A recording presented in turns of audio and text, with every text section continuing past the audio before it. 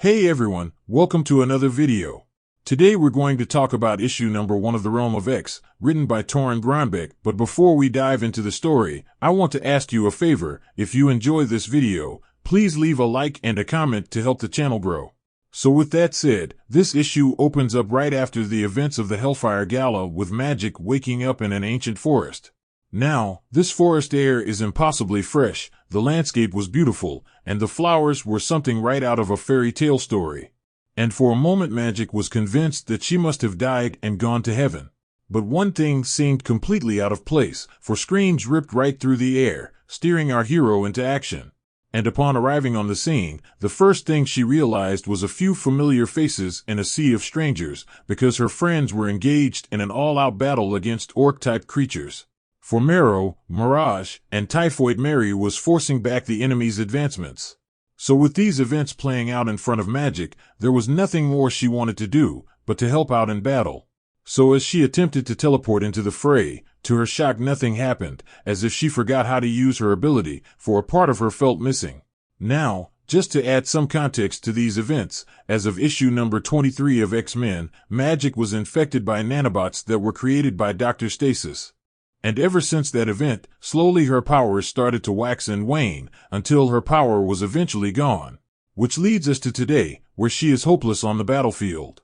So with so many questions swirling in Magik's head, she struggled to get a grip on the situation as soldiers on horseback rushed into battle. One such question was how the heck did they get here, because the last thing Magik and Dust remembered was Charles's voice telling them to enter a gate at the gala before being whisked away. So as Moonstar continues to fight on, she tells the rest of the team to help out, but see, Typhoid Mary made a good point by pointing out how they have nothing to do with this world, or battle.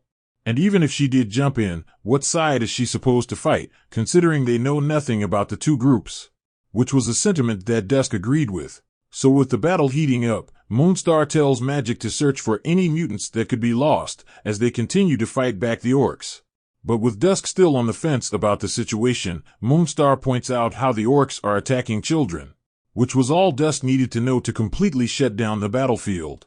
Because within seconds her Dusk took out all the enemies and put an end to the fighting. But see, just because the battle was won, the humans that remained didn't celebrate. For they thought they had more time, before the prophecy was upon them. Now, the humans of this realm goes on to call our heroes the Four, and spoke of the Four's involvement in said prophecy, where they would face a foe called the White Witch. But see, the people of this land were truly grateful for their assistance even if it looked as if they weren't. Now the reason why this was the case, was because their arrival marks the beginning of the end, the beginning of great suffering and uncertainty. But despite all the negative things to come, a warrior introduces himself as Trabin, the leader of House Molt, and welcomes the mutants of prophecy to Vanaheim, which is one of the 10 realms. And strangely enough, the people who lived here were expecting them, and was fully willing to answer all the questions the mutants might have. But first, the leader had to ask if the one they call Curse was currently with them. Now, in the previous pages, we did indeed see Curse on the battlefield running into the woods after the fighting broke out. And personally she seemed really delighted, because according to her, all those troll things on Piggy's sure made things a lot easier to escape. But if she was being honest, she has no idea where she is currently at. The only thing she knows for sure, is that she is far away from Magik's grip and Xavier's stupid yapping. And though she is vaguely aware that she is completely lost, it feels like a problem for future Curse. So with that said, Curse proceeded to drink from the spring, until she realized she was surrounded by wolves that were filled with anticipation. Their eager eyes watched her every movement. So in an attempt to scare them off, Curse tried to use whatever she could grab to get rid of them, but nothing worked. So just as the wolves go in for the kill, out of nowhere the Jinxes hits, and hits them hard. So as they retreat back into the woods, Curse proceeds to do the same, and continues on her merry way. So with Curse exploring the woods, we transition over to Moonstar and the gang traveling on a stone road. A road that Mary was not a fan of. So without any hesitation, a soldier surrendered his horse for her to ride. And when it came to Moonstar, she reached out to the minds of all the creatures near her. And the way they communicated was through unspoken questions with unspoken answers through their invisible bonds. For none of the animals have seen the child. But just because they didn't see her, didn't mean they were unwilling to help in the search. So as Magik panics about the disappearance of Curse, Marrow reminds her that Vanaheim should be more worried about her given her power set. So with the sun beginning to set, the House of Mold welcomed the stranded mutants into their home and provided them a place to rest until the next day. Because at sunrise, they will continue their search for Curse. And speaking of Curse, when we pick up with her, she is standing before a few hungry trolls looking for something to eat. And unfortunately for them, they wanted Curse to be their meal alongside some potatoes and onions. But see, despite the trolls' ill intent towards Curse, she personally was unfazed by their presence, because she informs them that they don't want to harm her, because whenever someone tries, bad things happen. Now as a person, she has no idea how her powers work, but something always bad happens to her enemies whenever they come for her. And in rare situations her powers also been known to hurt her, if it is used to help others. But anyway, getting back to the story, the trolls failed to heed her warnings and attempted to attack her. So as all that is playing out, we transition back to the House Mold, with the team eating at a table, when Dust arrives on the scene. And when she gets there, she informs them that she searched the entire west side, but still couldn't find any signs of the young mutant. And as for the information they were able to gather, all they know is they landed in the middle of a civil war between the Vanir and the White Witch. And because of said war, most of the homes that Dust passed by during her search was either destroyed or abandoned. But despite the information they were able to collect, one thing still bothered them, and that was how the heck did they know they were coming, all the way down to the very number of people. So, that is when Magik speaks up and tells her team that Vanaheim is a realm of divination and premonitions. Because here, prophecy is just a fact of life. Now with this established, Marrow turned her attention to the head of the house and asked him to explain everything to them so they can understand the full picture. So as that is going down, we jump back over to the once hungry trolls, who are now reduced to a pile of rocks. Now this is very important to note, because the power curse used still echoes in the stones left behind, so much so that the White Witch could sense it.